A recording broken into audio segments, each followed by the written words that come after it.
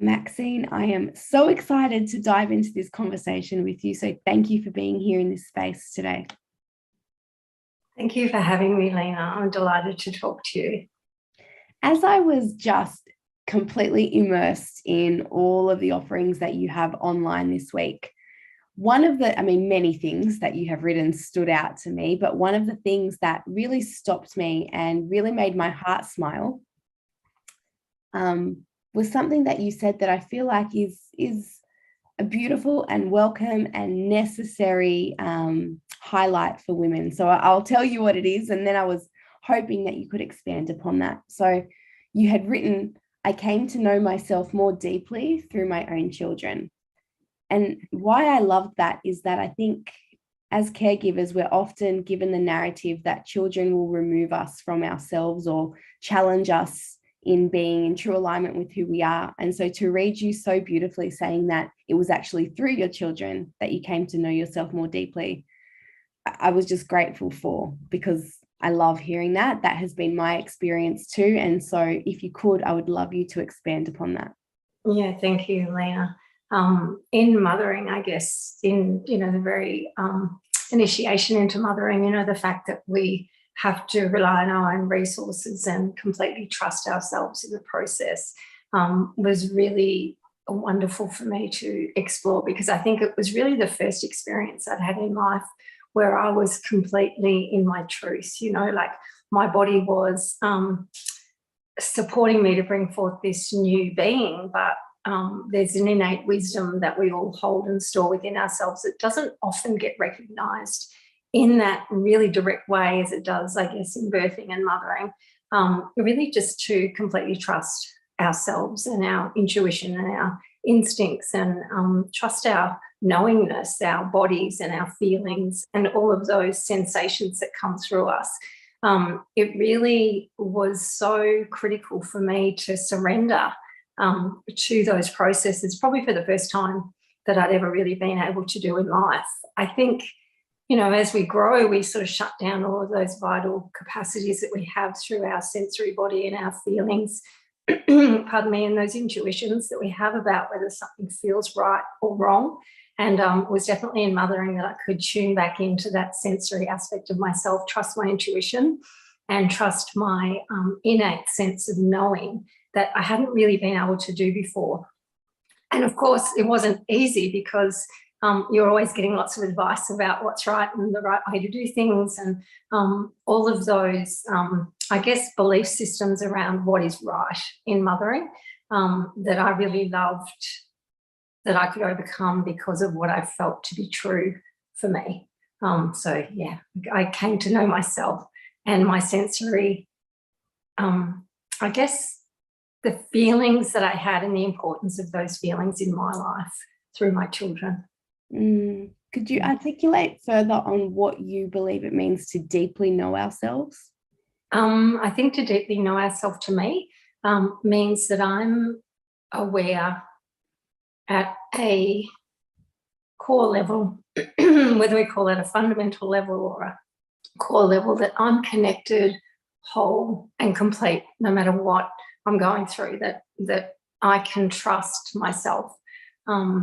That really probably epitomizes what I mean by knowing ourselves, like really just self-awareness. It's not just that, it's like that the things that I feel through my body, the way I think about myself and my life and the actions that I take in the world are congruent. That's sort of a definition that I give for wellbeing.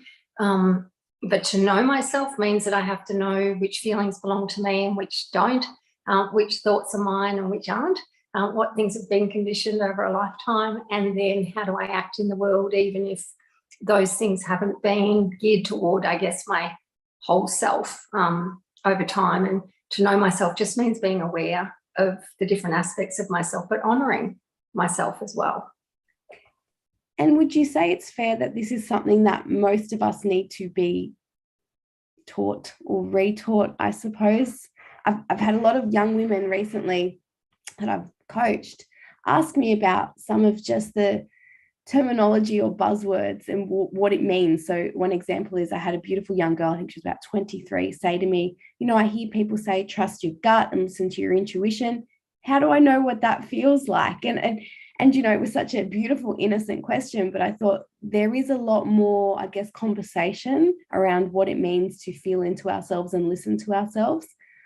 But I think there's also a lot of confusion for people that have never been guided or taught or led to relate to themselves in that way.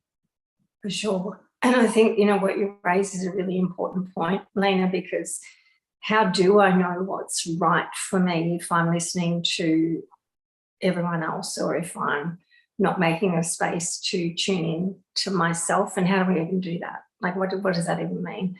And there is so many buzzwords, really. For me, it's really important that we return to the body, and the body wisdom and knowledge as sort of having an equal say in what the decisions that we're making for ourselves are. And I think collectively, like from an evolutionary perspective anyway, collectively, historically, it hasn't been valued as much as knowing something. So those felt senses, the sensory feelings that we have through our body, those little twinges that sort of tell us that something feels right or something feels like I should pull back. We often have overridden those natural tendencies. So we tend to think a lot about things rather than feel them. So for me, the best way really to get back into what a hunch is, or follow your gut or follow your heart, we really are talking about body concepts that need to be regarded as just as important as anything we can learn or know, or anything that someone else has learnt or known, or anything that someone else has told us that we should do. I think that that's really important, but it means becoming still.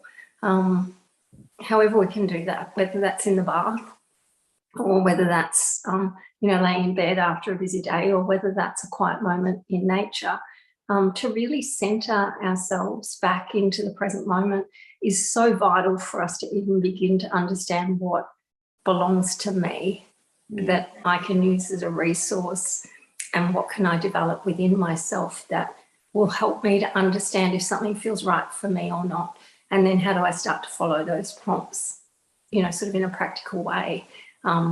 It can sound sort of, that it's a big concept, but it's actually really simple. A lot of us have never been taught to trust the messages that come through our bodies, so it's hard to know where to start.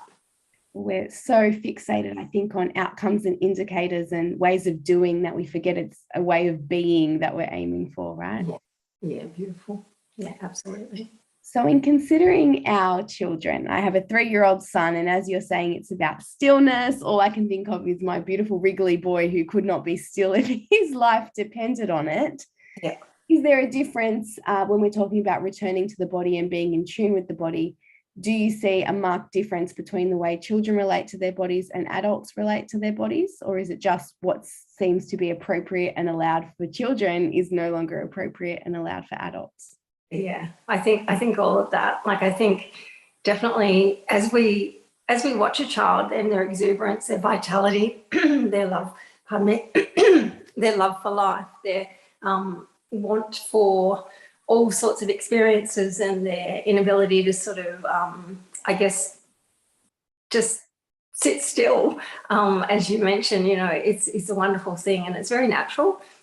It's not staged, it's not really inhibited, it's not controlled, really. They're just going with what they're feeling. And if I feel like this in one moment, it doesn't mean I'm going to feel like that in the next moment, and I've got to explore all of these things all at once, almost. Over time, I guess that exuberance, that vitality, that aliveness in our body, it sort of gets constricted or trained or conditioned away. And I think that there's a really vital part of ourselves that gets left behind when we are sort of controlled in our bodies, if that makes sense. So if we are sort of expected to sit still too early, or if we're expected to do things that aren't age appropriate, or perhaps things for long periods of time that don't sort of come naturally, like sitting still all day. It's just not a natural thing for any of us, but because as children, we may have been expected to do that at school or within families, that we've sort of become good at that. We've trained ourselves to do that rather than naturally, we want to get up and move. We want to move from one thing. If my leg's gone numb, I want to get up and be able to move it. I don't want to have to actually just sit there in pain.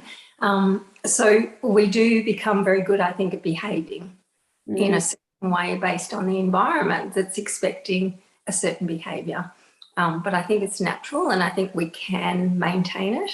And I think if we can maintain it, we're much more richer because of it. But unfortunately, we all grow up in families and societies and cultures that haven't really embraced the idea that the child has their own innate wisdom that is part of who they are, and it's going to present in their behaviours and their expressions. And that if we can be watchful rather than train behaviours, we can be curious about what that behaviour means for the child. But it can take a lot of energy, like you said, with this with this exuberance of children. It can take a lot of energy to sort of manage ourselves in that process, as well as support them to unfold with their own self-development, basically. It's a lot, for sure. In the best way, I think. Yeah. Could you speak to, I think this is a lovely point to ask you to speak to, intergenerational patterns that manifest in our children's lives?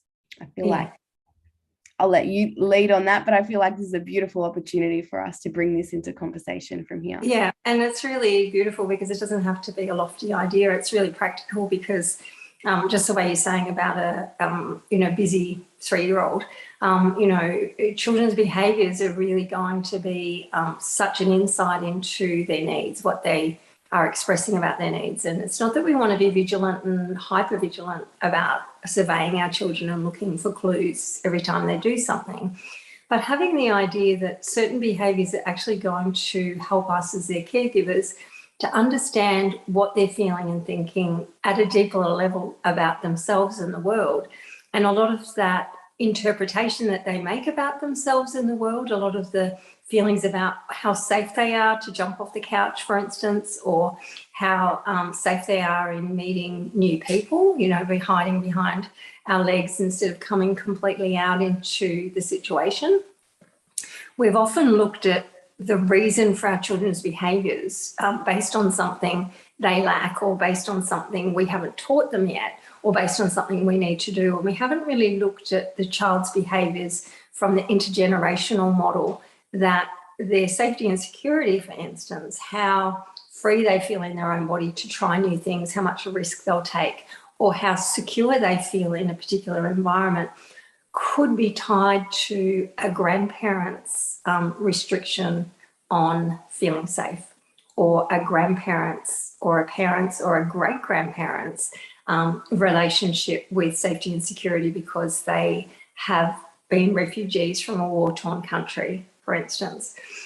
So we're really looking at patterns of intergenerational experiences, not just trauma, experiences that actually get passed through the family line in a cellular way, that actually live as information in the child's biological body, that are actually helping them decide what to do about certain situations.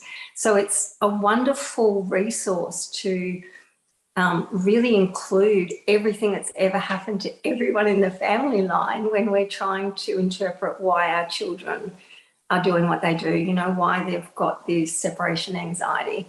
And we might ask questions such as, who else in the family has had trouble separating from loved ones? And just asking that question, the wonderful awarenesses that will arise for you or the child or another person within the family unit will be really insightful in regard to what the child's experiencing. And then once we know the reason that the behaviour's been there based on, I guess, a past or a pattern of need that's either in the child, in the parent, or historically before that, the energy body doesn't have to keep repeating the pattern. So we see that behaviours change. So intergenerational understanding of need, which is really the basis of my work, these patterns of development that we all have as human beings, regardless of where we were born, what era we were born in, the fact that we have these needs because we have a human body. And then if someone in our family line hasn't had a need met, then it's going to keep seeking to be met. So if it missed us because we had it trained away, it might present in our children as a risky behaviour because someone in the family line took a lot of risks and did all of these things that we're just becoming aware of now as we explore the depth of the intergenerational stuff. Communication between caregivers in understanding all of this and allowing the space for a child must present challenges in certain family dynamics, I would imagine. I had an experience over Christmas. I went home to be around family with my son and my husband, and we don't live in the same state as my extended family. And coming from a background that is colourful, I will say, I have hypersensitivity around my family, and particularly I noticed as he's getting older now, just around his feelings and what is being said to him, how people are relating to him. And to a point that it was irritating my husband that I was kind of just like, because I'm not, generally speaking, I'm not what you would classify as a helicopter parent, for lack of a better word, right? We give our son lots of freedom, lots of space. But I was kind of on top of him and just micromanaging every interaction that he had, which irritated my husband. And I guess the conflict that we had was that I was experiencing for myself the need for safety and security in an environment that I hadn't felt safe and secure. And my husband just couldn't relate to that or understand that. And so I suppose my question becomes, is the work then within myself that I have to kind of manage that, or is it more about just trusting that my son's experience will not be the same as my experience necessarily? Yeah, I think, well, you raise a really beautiful question. And there's sort of, it's not either or, it's sort of all those things, because it really is. It's like almost like once we enter back into the family of origin dynamic, our body feels everything that we've ever experienced in that environment before. So every person within that dynamic, within that family system, has a representation inside us that is still active and alive. And it doesn't matter if we're a grown adult person with our own children, we still actually respond to things from the past, from when we were a child.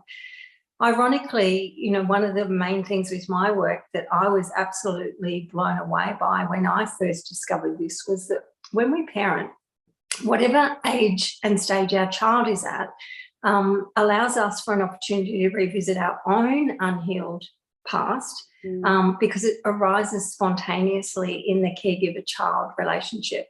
And Lloyd Demar's did a lot of work here on psychogenic theory that said that once we become adults around the company of children, we spontaneously regress to our own childhood.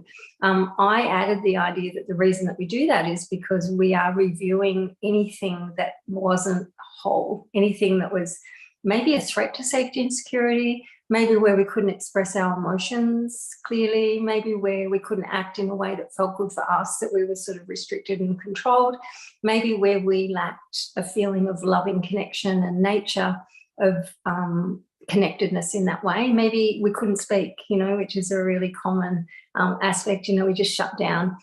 So any of those needs that have not been met in our childhood, they're going to be harder to actually support in our children.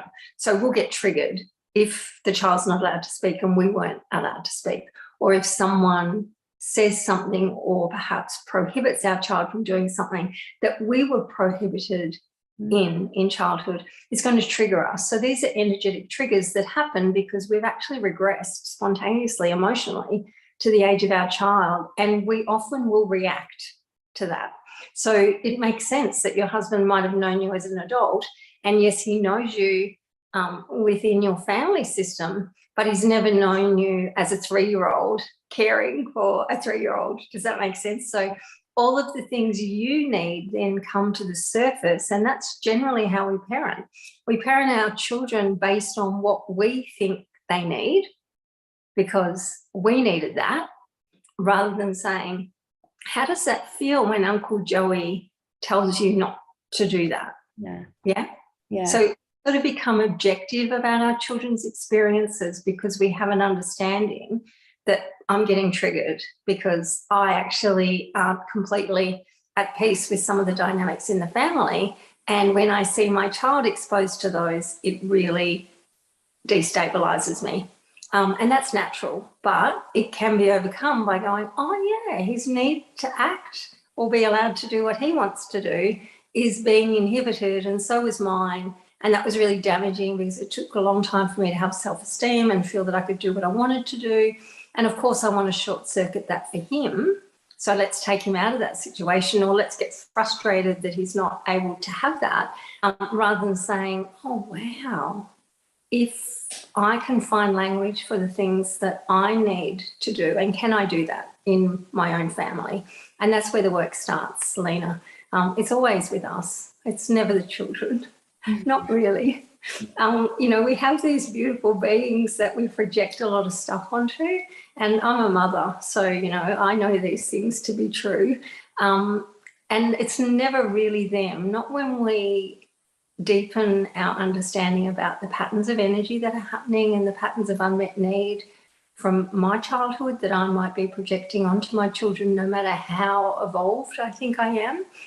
There's always new awareness. And I think that's what I mean by I never knew how much I could come to know myself through my children, because they offer that eternal opportunity to go, oh, wow, why am I so triggered about my 3-year-old being told X, Y, or Z, or being in this situation? And then really asking the child how it is for them without our interpretation of projection. And you're so right, because when I reflected, I was inserting myself before my son had even responded. He was fine. He was fine. He actually didn't even need me to step in. I was anticipating how he was going to feel or how he was going to react based on my own experience. So it was an interesting Christmas, to say. Yeah. Oh, it's wonderful. And it's not so wonderful. And little Lena would have needed to maybe have someone support her more by standing up for her when she was little. And you're sort of playing that role for yourself and for your son, but it's not his. Yeah. When we talk about children as whole, as soul, as mind, as body, as spirit, can you speak to that? Because I think it's just such a beautiful opportunity for us to look at our children with fresh eyes day after day. Yeah, thank you. I'm really passionate about my work, which has been a long road of research to really identify and bring forth the idea that children are actually souls who have, a body and a mind and a spirit. But that composite whole means that they're actually complete, they're souls. And I had to really further that idea by exploring a lot of different philosophies about who we are as human beings, what this human experience has really been historically understood as being about. So lots of ideas of the meaning of life and the reason of doing things, psychology, lots of philosophy, lots of Eastern cultures, or different cultures for that matter, not just Eastern, but world religions, world views, world philosophies that speak to the idea of this potential that humans being have for greatness, that we all have this drive, I guess, toward being the best that we can be, to be potentialized in human form. And that core concept was really important to me, because when I became a mother, I really did see my children as souls. I sort of knew that they have a body and that they have these physical needs, but I also really admired the idea that they're this being that is timeless and just complete and wondrous. And I think every new parent feels that to a degree. But the idea of the soul has sort of tripped us up a little bit, because it can be tied to religious notions. So a lot of my work was really about identifying that we can practically think about the soul as something that exists in the here and now as a complete whole self. So someone who is really body, mind, spirit connected is really directed by its soul, by their soul. So any time that we're incongruent, we're really not activating the potentials of that soul. It's not that we're not a soul, because I believe that we all really come into this world with a history and a memory and an experience that transcends just the physical. We're in touch with so much more than we can even start to identify yet with our technologies and our methodologies. But the idea that the child's a soul, and then proving that, I guess, in the academy, that was one of the big things that I really was drawn to, that I was pushed towards. So I've written a book called The Push for a Child Philosophy, What Children Really Need You to Know, and it introduces my theory of the soul and the child as a soul.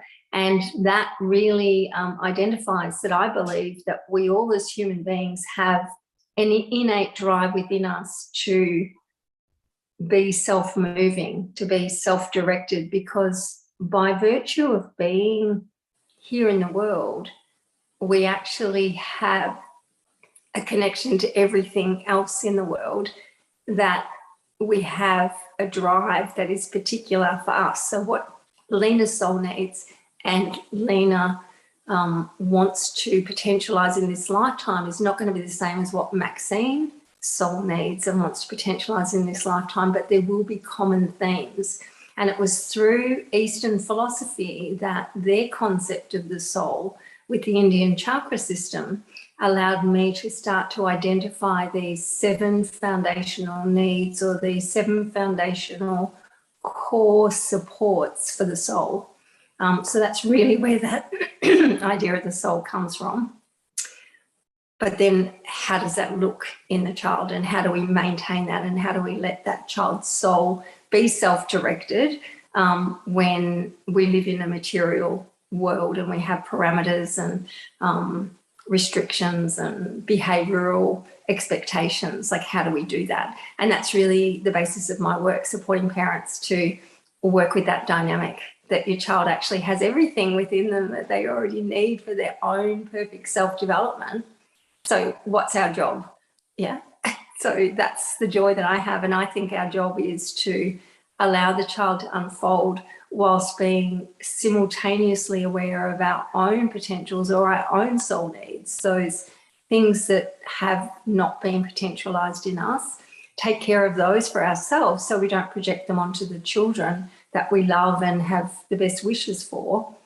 So we can both be potentialized. But we need to do it together, Lena, because we haven't had a parenting model that sees children in all their greatness. It's almost like a lot of the parenting models still believe that it's up to the adult to bring forth certain things in the child.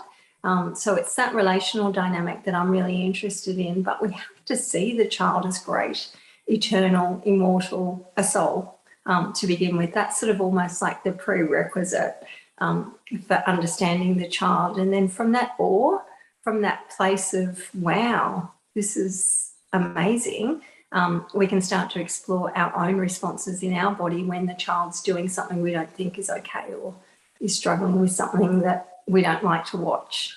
Yeah. Relating to that, to my son in that way, has really supported me in reducing the potential anxiety I think we can feel as a caregiver when I remind myself that his soul has a purpose and his life is unfolding perfectly for him. It allows me to kind of just, I call it like, go hands off on certain things that I would like to anticipate or control or predict. And I can just remember, even if I'm anxious about him being away from me for the day or whatever, I can just come back to center and remember his life is unfolding perfectly for him. Every experience that occurs is perfect for him. And it has really supported me, I guess, in just supporting myself as the type of caregiver that I want to be, you know? Yeah, absolutely. And I think the delicate dance in that, Lena, is that we can understand that our children's experiences are perfect for them because they're unfolding according to their own perfect self-development. But ironically, we would never want to, I guess, project that onto them either. Like, it's almost like this is a sensitive nature, because we would never want to say, if our child's struggling with something, that, oh, this is perfect because it's just part of your unfolding. So it's really quite funny in a way, because it really is like having that knowledge and then not using that knowledge as something to placate the child or to use directly with the child, but sort of to distance ourselves with that beautiful knowledge and then go, oh, wow, this is actually purposeful, but he's suffering. And as his parent, how do I support him to know that if we can feel the feeling underneath this experience together, and I can help him breathe into the uncomfortable feelings, and we have a map of what need might have been triggered in this particular situation, then he's going to move through life experiences with much more self-awareness than being told that he's a soul and he's brilliant and he's having this experience because it's part of his bigger picture destiny. Because we're actually doing the work then. So we have a knowledge of something, but we're not really expecting the child to just accept that, because we've got to learn that for ourselves, if that makes sense. So yeah, just supporting him, but also knowing as a baseline that he does have everything he needs, but he might need help to discover that. And that's where really the philosophical idea I love of being a midwife for the soul, being a midwife for our children's soul. And that comes from Socrates' work, where he believed that we could never teach or tell anyone anything. We had to help them to discover what they needed within themselves. And that's all our role was in relation with another person, is to help them to discover their brilliance themselves. And children are brilliant, Lena. Like, we just have to say, how did that situation make you feel? Talk to me about where you feel that in your body. What does that mean for you? And how do you think we work through this together? And they'll come up with some great answers, but we often haven't really handed over the authority to children in that way. There's such a gift too. I know last night, Tyson, my son, was looking outside and we could see the moon, and he was jumping up and down on the couch, and he said to me, "Mummy, do you want to go to the moon one day? We can go to the moon." And my instant reaction was almost to say, like, "Oh, I don't know if we can do that. It's far, blah, blah." And I caught myself and was like, "Yep, maybe. Yeah, absolutely. If you want to go to the moon." And my husband and I were talking about it afterwards and just saying and reflecting, he reminds us of potential and possibility, and to not always just be so logical minded, and that it can just be fun to be imaginative and expansive. And we were talking about whether we can even see the ways that we're limiting our own life experience based on what we have already decided is possible or impossible. So it's just a beautiful little gift that he gave us last night, to look out into the world and not decide what is available and unavailable, to be open to more, I guess. Yeah, it's awe-inspiring, absolutely. In my book, the third part of the book is called Being in the Question, and it's a relational approach with children. And I love this universe, Lena, because the reason that I really developed a lot of my work and my approach was because when my son could start talking, he asked me questions about the moon. And I actually write in the book that I didn't know what to tell him when he asked me, "Why is the moon following us?" Because I knew in a logical sense that it wasn't following us, but I didn't want to explain that and actually interrupt his wonder. So I asked him why he thought the moon was following us. And what he responded was so amazing that I thought, I have nothing to teach this child, that he is here to teach me exactly what you're saying, to open to the possibilities and potentials that we've closed down from, because we actually have been conditioned away from that wonder in our own life and that awe of being in a human body and experiencing this beautiful world, because we sort of get so focused on, like you said at the beginning, outcomes and how did you get there and how did that happen, and you know what I mean, we get really caught in that. And children bring us back to wonder, and I love that you have the shared moon experience. It's beautiful. That moon, it's pretty great. Yeah. Maxine, thank you deeply for this conversation. Can you please direct anybody that has listened to this to the next point of contact that they should have with you? Because I know that they're going to want to know more. So where can we find you? Yeah, thank you, Lena. And thanks so much for, opening the dialogue and doing the work you do, really to enrich, I guess, the idea of this potential that we all have. My work is mostly childosophy. So you can find me at www.childosophy.com. And there's all sorts of resources on there about my foundational needs model based on the Indian chakra system. I've got books, I've got resources for children, I've got wellbeing cards, I have essences and essential oils and all sorts of things for children's wellbeing. But the beautiful thing is that as parents and adults, we're returning to our childhood in each and every moment.